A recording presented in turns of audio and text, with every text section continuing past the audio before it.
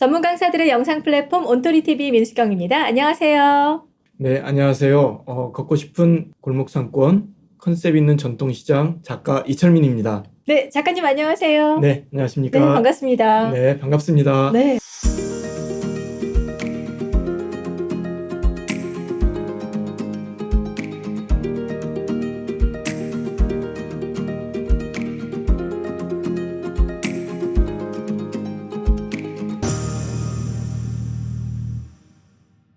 제가 그 오프라인 쪽에서 이렇게 강의 때문에 몇 번 뵙고 이랬었는데 오늘은 저희가 작가로 이렇게 또 모셨습니다. 네, 네, 책 출간하신 지 지금 한 2달 정도 된 걸로 알고 있어요. 네, 맞습니다. 네, 걷고 싶은 골목상권 컨셉 있는 전통시장. 네, 그러니까 어떻게 보면 좀 소상공인들, 이 소점포를 운영하시는 분들한테 유용한 팁들이 들어가 있지 않을까 싶은데 이런 책을 내게 되시게 된 배경이 있을까요?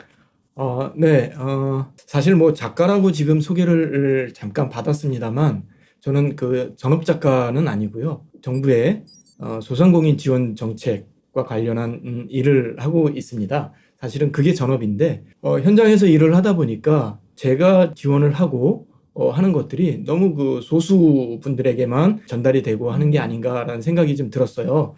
그래서 좀 더 많은 분들에게 이런 어떤 저의 생각과 그런 어떤 정보들을 좀 전달해 드렸으면 좋겠다라는 생각이 좀 들어서 그것을 글로 풀어내게 되었고 그 글이 모여지다 보니까 한 권의 책이 되었습니다. 그래서 이번에 책을 출간하게 되었습니다. 네. 그러면 현재 이와 관련된 일을 하신 지는 지금 얼마나 되신 거예요? 네. 사실 뭐 따지고 보면 소상공인과 관련한 직접적으로 또는 간접적으로 지원한 일을 따지면 한 20년 차 정도 되는 것 같습니다. 그러면 현장의 이야기들도 굉장히 많이 좀 이렇게 듣고 또 현장에서 보고하셨을 것 같아요. 이제 네, 맞습니다. 거기서 보고 느끼고 또 컨설팅하면서 또 업그레이드 된 내용들이 지금 이 책 안에 다 담겨 있다는 말씀이시죠? 네, 그렇습니다. 네. 골목점포 살아남기가 좀 이 책이 어떻게 보면 큰 주제가 아닐까 싶은데 네, 사실은 이제 뭐 영상 보시는 분들도 많이 느끼실 수도 있겠지만 저희 집 주변만 하더라도 이 골목 뒤쪽으로 갈수록 비어있는 상가들이 점점 늘고 있더라고요. 네, 이 코로나가 터지고 나면서 이제 매출이 막 줄어들고 그렇게 해서 점포 임대 붙어 있는 상가들을 많이 보면서 사실 내심 걱정이 좀 되더라고요. 네. 코로나가 터지기 전에 소상공인 분들이 창업도 하고 폐업도 하는데 그 폐업하는 비율이 코로나 터지고 나서 대략 한 30% 그 증가했다는 데이터들을 볼 수가 있습니다.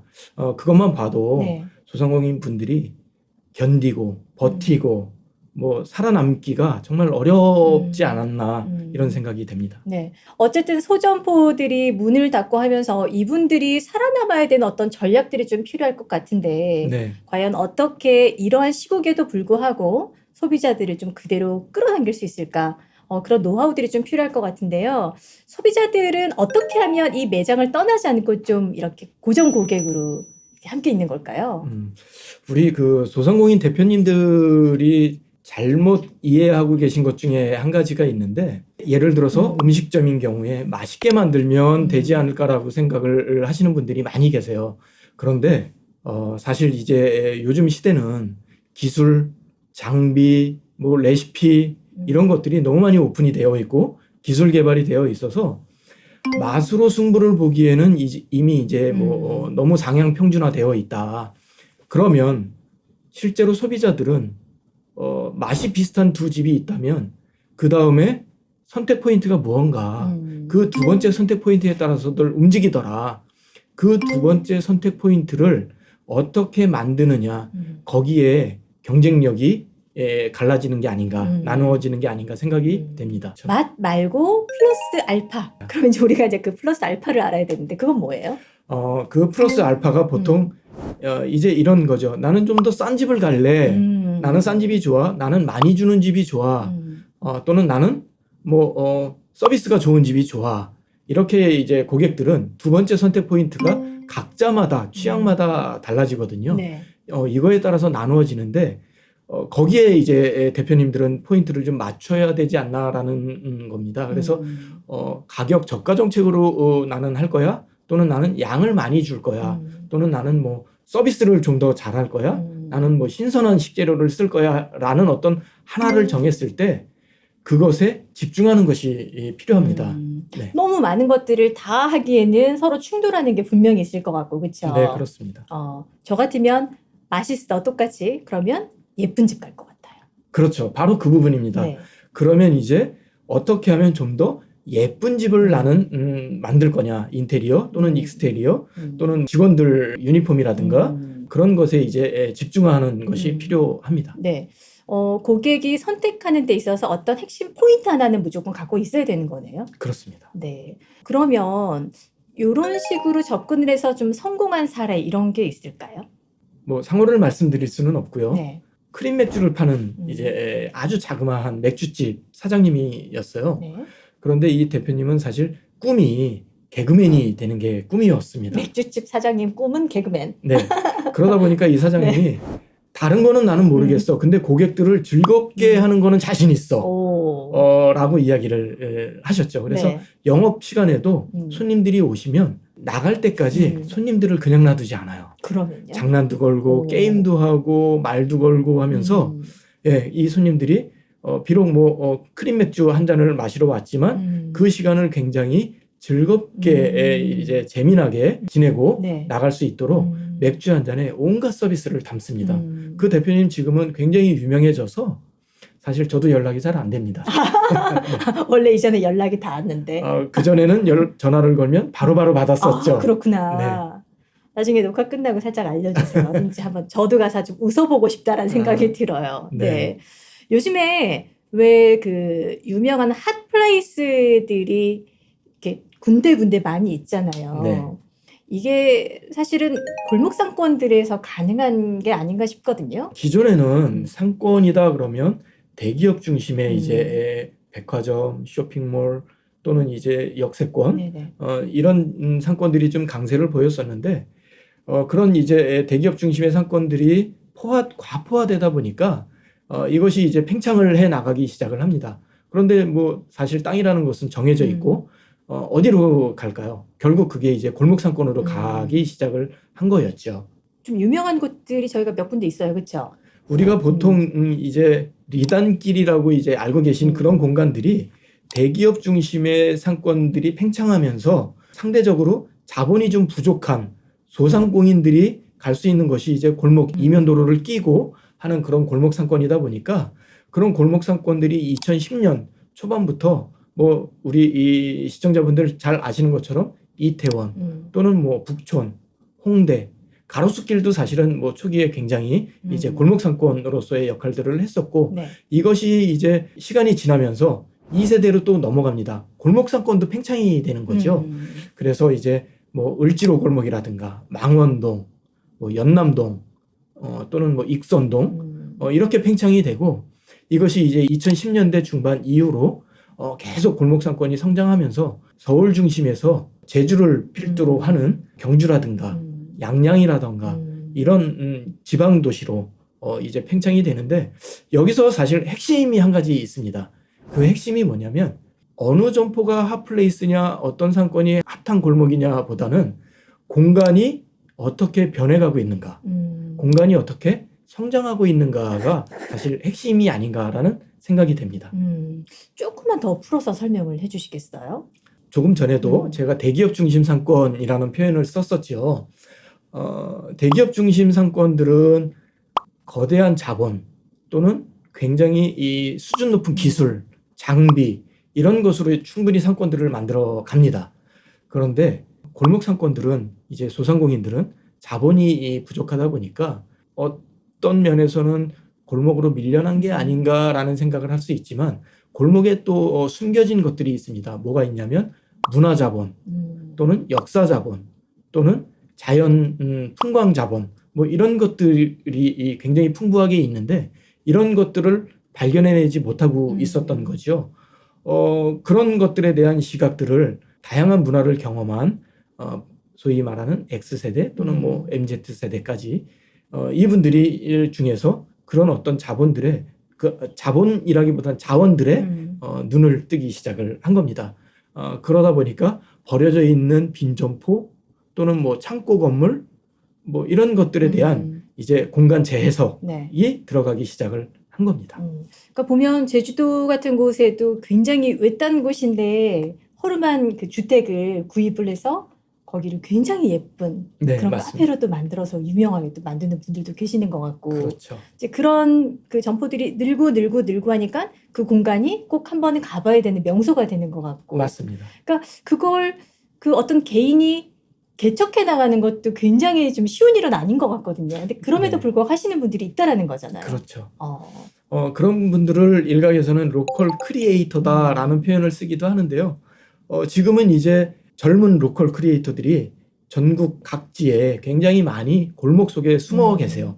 그래서 그분들이 자기가 하고자 하는 자기 기술들을 가지고 그런 골목에서 이제 골목 상권 또는 골목 점포들을 핫하게 만들어가고 있고 그 장소가 시간이 지나면서 이제 명소로 우리가 이해하는 리단길로 거듭나기도 하고 명소로 거듭나기도 하고 트렌드가 되는 것 같습니다. 근데 저희가 이제 오늘 이 영상에서 좀 알려드려야 되는 내용 중에 하나가 소규모 점포를 하고 계시는 분들한테 고객들을 좀 유치할 수 있는 어떤 전략, 마케팅 이런 것들은 뭐가 있을지 실질적으로 내가 있는 이곳에 살 수 있는 건 뭐가 있을까요? 라는 질문에 좀 어떤 답을 드릴 수가 있을까요? 네. 어떤 그 굉장히 유명한 셰프님이 TV 방송에 나와서 이런 말씀을 하는 거를 제가 들었는데 동네 주민의 30%만 고객으로 잡을 수 있으면 그 음식점은 대박이 날 것이다 라는 말씀을 하셨는데 저 굉장히 공감했습니다. 왜 그러냐면 동네 주민의 30%면 정말 대박이 날 것 같은데 그러면 30%를 고객으로 잡는 방법이 뭘까? 네. 가장 쉬운 방법 있습니다. 뭐예요? 자기를 알아봐 주는 사람들은 굉장히 좋아하거든요. 고객들은 자기 이름을 불러주고 아는 척을 직원들이 또는 뭐 사장님이 해주면 굉장히 좋아하십니다. 그것이 마케팅 전문가들이 이야기하는 개인화 전략이거든요. 이 개인화 전략은 IT를 기반으로 해서 기술이 발전하면서 초개인화 전략으로 바꿔가는데 그 형태가 우리 이 시청자분들 아마 경험 다 있으실 거예요. 뭐냐면 사이렌 오더 또는 우리가 이제 모바일을 통해서 굉장히 내가 관심 있는 것들을 계속적으로 이제 이 컨텐츠들을 보여주는 이것들이 사실은 개인화 전략의 기술이 바탕에 깔려 있는 겁니다. 그러고 보니까 제가 일이 있어서 부산을 내려갔는데 와 부산 초입에 딱 들어가니까 페이스북을 열었더니 부산의 뭐 명소 이런 게 이렇게 광고로 뜨는 거예요. 네. 그래서 제가 너 어떻게 알았어? 너 나 부산은 거 어떻게 알았어? 이랬던 기억이 나는데 네. 그것도 어떻게 보면 초개인화 전략일 수도 있겠네요. 그게 이제 IT 기술이 기반으로 구현되고 있는 음. 초개인화 전략. 좀 무섭기도 했어요. 네. 이게 어떻게 알았지? 나 부산 딱 들어왔는데. 근데 우리 그 골목 상권 같은 경우에는 어쨌든 왔다 갔다 하면서 자주 보는 분들이니까 네. 나에 대해서 기억해주고 예를 들어서 이렇게 꼬맹이 이름이라도 한번 불러주고 이러면 그렇죠. 되게 좋아할 것 같긴 해요. 그럼 작가님 초개인화 전략 말고 좀 다른 전략은 또 뭐가 있을까요? 보통 소비자는 여기서 이제 사람이 아니라 소비자입니다. 네. 소비자는 즐거웠던 공간, 즐거웠던 시간에 대한 기억들을 오래 가지고 가는 게 있어요. 그래서 맛있게 먹는 것도 좋지만 그 음식점에서 참 즐겁게 먹었다. 근데 동행했었던 친구라든가 이 사람들하고 즐거운 것도 좋지만 사장님이 또는 직원이 즐거운 어떤 서비스 또는 뭐 이 재미를 제공을 해줬다면 그런 어떤 공간, 시간에 대해서 좋은 기억을 오래 가지고 갑니다. 이거는 오감 중에서 촉각이기도 하고 그래서 오감을 건드리는 거지만 네네. 이제 재미를 주는 거 호기심 컨셉에 해당되기는 합니다. 그래서 호기심 컨셉을 좀 잘 활용할 수 있으면 전략을 세울 수 있으면 또 도움이 됩니다. 저희 동네에 그냥 일반 그 스파게티랑 뭐 피자 이런 메뉴를 취급하는 곳인데 메뉴 중에 하나를 이제 삼겹살이에요. 바베큐인데 불쇼를 한번 해줘요. 네. 그런데 이 꼬맹이들은 이게 와인 거예요. 그렇죠. 뭐라 그러냐면 그때 불쇼해 줬던데 거기 가자라고 이야기를 하더라고요. 그렇죠. 그러니까 그 친구 입장에서는 그게 머릿속에 굉장히 강하게 남은 재밌었던 기억인 거예요. 그렇죠? 네. 그런 식의 어떤 전략을 세우는 것도 좋을 것 같습니다. 조금 전에 그 오감을 말씀을 하셨는데 그 우리가 매장들에서 모두 오감을 다 터치할 수는 없잖아요, 사실은. 네. 그 중에서도 좀 특히 중요하다. 음. 요것만큼은 좀 한번 챙겨보세요 하는 게 있을까요? 사람에게는 오감이 있다고 하죠. 그 중에서 연구 자료에 의하면 시각이 오감 중에서 차지하는 비율이 87%라고 합니다. 결국 이것은 뭐냐면 다른 4개의 감각을 집중해서 13%를 건지는 것보다는 차라리 과감하게 시각을 우리는 좀 집중하겠다 해서 87%에 집중하는 것이 더 효과적이다. 이런 말씀을 좀 드릴 수 있을 것 같습니다. 그러면 우리 매장에서 시각적인 걸로 그 소비자들한테, 고객들한테 어필해야 되겠다라고 할 때는 예를 들어서 음식점이라 그러면 어떤 부분을 터치를 해야 되는 건지. 시각에는 3가지, 우리 시각은 영향을 받는 것이 3가지가 있는데 한 가지는 색채, 컬러라고 하죠. 그 다음에 2번째는 모양입니다. 모양. 그리고 3번째는 이제 움직임, 동작. 그래서 컬러, 모양, 움직임, 요 3가지에 따라서 이제 우리 시각은 굉장히 많은 자극을 받는데 그 중에서도 색채가 차지하는 비중이 60% 이상 될 정도로 이제 색채의 비중이 큰데 결국 우리 아마 기억을 떠올려 보시면 다들 한 번쯤은 경험들이 있으실 텐데 굉장히 고급진 음식점이라든가 이런 데를 가보면 그릇부터 그 다음에 플레이팅을 한다든가 또는 뭐 테이블보라든가 이런 것들까지 굉장히 세세한 것까지 컬러풀하게 신경을 썼다라는 것이 느낌이 전달되는 그런 음식점들을 다녀오신 기억이 있을 텐데요. 사실은 이건 예쁘게 하려고 하는 의도도 있지만 그 속에는 더 근본적으로는 시각을 자극하고자 하는 컬러 마케팅이 숨어 있는 겁니다. 네. 맞아요. 저희 집에서 김치볶음밥과 저 프랜차이즈 갔던데 김치볶음밥 옆에 이렇게 데코를 막 놨는데 다르더라고요. 그렇죠. 그러니까 그런 것 하나하나 되게 소소한 디테일 하나하나가 소비자한테는 이 집 굉장히 멋진 집이야, 맛있는 집이야 이렇게 각인을 시키는 효과가 있다. 네. 이렇게 기억을 하면 좋을 것 같습니다. 자, 이제 1편을 좀 마무리할까 싶은데 좀 마지막으로 좀 전달하실 말씀이 있을까요?